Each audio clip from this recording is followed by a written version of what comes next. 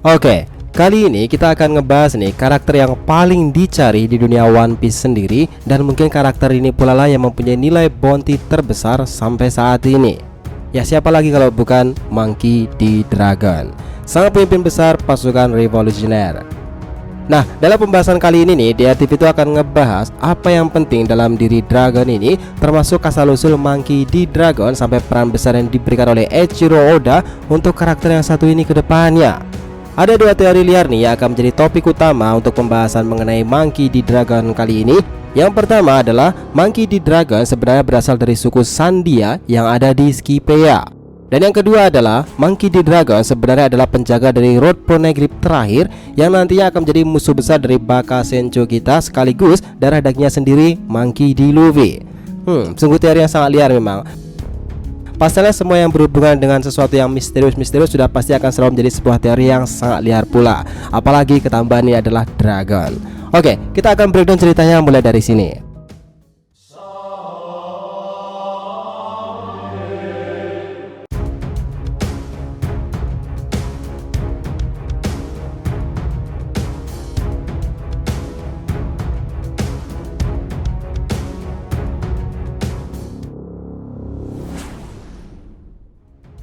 Hai guys, welcome back to the RTV channel. Nah, kali ini kita akan membahas mengenai asal-usul orang paling dicari di universe One Piece sendiri, Monkey D. Dragon. Oke, biar nggak salah persepsi silahkan simak sampai akhir ya. Nah, Monkey D. Dragon menjadi karakter dengan nama yang sangat besar, namun sangat sedikit sekali mendapatkan porsi lebih dalam kisah-kisah serial One Piece-nya itu. Banyak sekali belum terjawab mengenai karakter yang satu ini. Dan salah satu pertanyaan terbesarnya adalah yang akan menjadi topik utama dalam pembahasan kita kali ini. Jika dia memang berasal dari suku Sandia, lalu bagaimana dengan Baka Sencho kita Luffy sendiri? Dan bagaimana pula dia bisa berasal dari Sandia? Apa hubungannya dia dengan para kaum suku yang lain yang ada di Skypiea itu? Nah, satu persatu dari semua pertanyaan ini akan terjawab di dalam pembahasan kali ini. Jadi pastikan untuk menyimaknya sampai akhir, oke?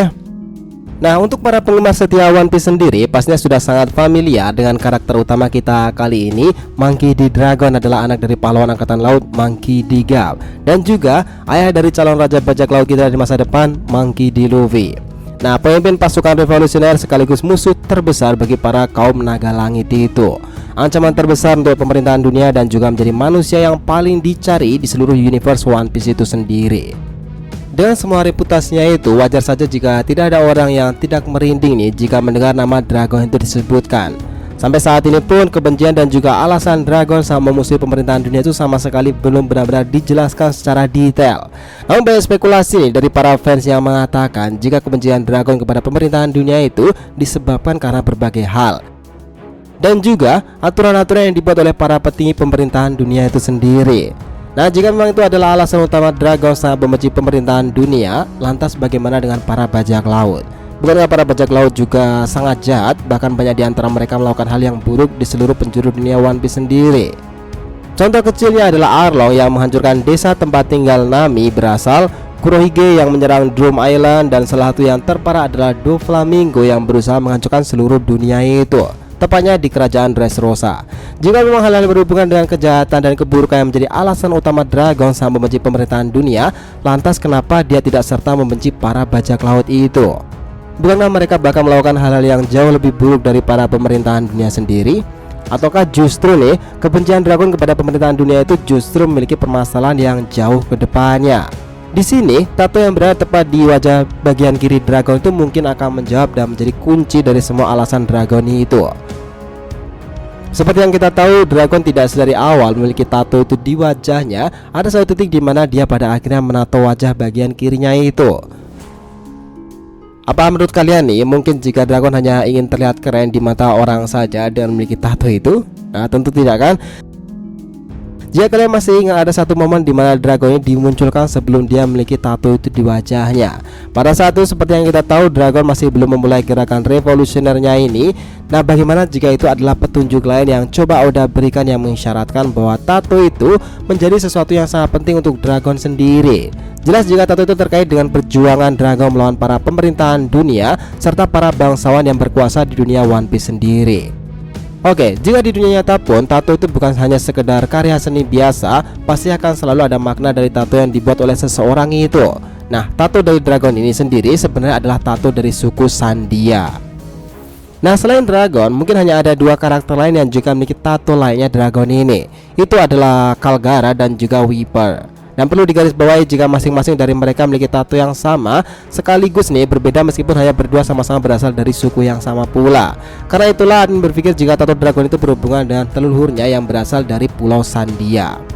Kemungkinan besar pula Monkey D. Dragon itu mengetahui apa yang telah terjadi selama abad kekosongan, dan dia juga mengetahui kebenaran dari inisial D, dan dia menguak semua ceritanya dan justru merasa muak dengan apa yang sudah dilakukan oleh 12 kerajaan kepada para leluhurnya itu, dan memutuskan untuk menandai wajahnya dengan tato secara permanen sebelum pada akhirnya dia memilih untuk melawan serta membalas dendam untuk semua orang-orang bangsanya sendiri. Oke, kita ke pembahasan selanjutnya nih. Masih ingatkah kalian nih dengan kata-kata dari Nekomamushi yang mengatakan mengenai keberadaan dari Rod Poneglyph itu? Pada saat itu Nekomamushi mengatakan jika ada 4 Rod Poneglyph, namun ada satu di antaranya yang tidak diketahui ada di mana keberadaannya. Salah satunya ada di Zou, satunya ada di Big Mom, dan yang sudah diketahui yang terakhir ada di Kaido atau di Wano Kuni saat ini. Nah, untuk yang satunya lagi nih, banyak sekali yang menyatakan jika itu berada di tangan dari salah satu dari dua Ultimate. Kalau bukan Akagami no Sang, berarti Monkey D. Dragon. Namun jika memang Rod Poneglyph terakhir itu ada di tangan Sang, kenapa seorang seperti Nekomamushi itu tidak mengetahui kebenaran yang satu ini? Nah, perlu diingat di sini ya, Akagami no Sang dan juga Nekomamushi itu pernah berada di dalam kapal yang sama, yaitu kapal Roger pada masa lalu. Dan bisa dibilang mereka sudah berteman dengan cukup baik. Jika benar kemungkinan memang ada orang lain yang menyimpan Rod Poneglyph itu yang terakhir nih, dan kemungkinan terbesar orang selain Akagami itu pasti adalah Monkey D. Dragon. Oke, kita kembali ke tato yang dimiliki dragon tadi nih. Coba kalian perhatikan baik-baik tatonya ini. Ada 3 buah kotak atau cube yang berada tepat di tengah-tengah tatonya itu. Kotak atau cube itu adalah gambaran dari Rod Poneglyph itu sendiri. Banyak yang beranggapan seperti itu.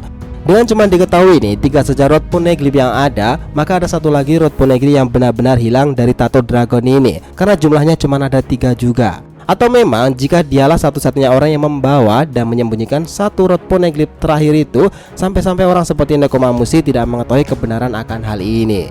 Who knows? Jika kita bermain cocokologi lagi nih, kalian bisa lihat kembali ke chapter pada saat pertama kali Rod Poneglyph itu diperkenalkan. Itu ada pada chapter sekitar 808 dengan judul Inside the Wild. Dan coba kalian lihat nih, siapa saja yang menjadi cover story dari chapter ini. Ya, salah satunya adalah Monkey D. Dragon, guys. Dari semua bukti yang ada, dimulai dari tatonya yang berbentuk kubus dan juga berwarna merah lainnya sebuah Rod Poneglyph itu, serta cover story di mana dia adalah chapter pertama kalinya Rod Poneglyph diperkenalkan. Menurut kalian gimana nih? Apakah benar jika Rod Poneglyph terakhir itu memang disembunyikan oleh Monkey D. Dragon ini? Atau minimal Rod Poneglyph terakhir itu berkaitan dengan karakter yang satu ini? Atau kalian juga masih percaya bahwa Akagami lah yang menyembunyikannya? So guys, setelah tadi breakdown kita mengenai asal-usul orang paling dicari di universe One Piece sendiri, Monkey D. Dragon. Jangan lupa kasih saran di kolom komentar dan subscribe channel ini. Semoga ceritanya itu memberikan informasi dalam tiap pembahasan animenya. Thank you telah menonton konten di RTV and will be come back.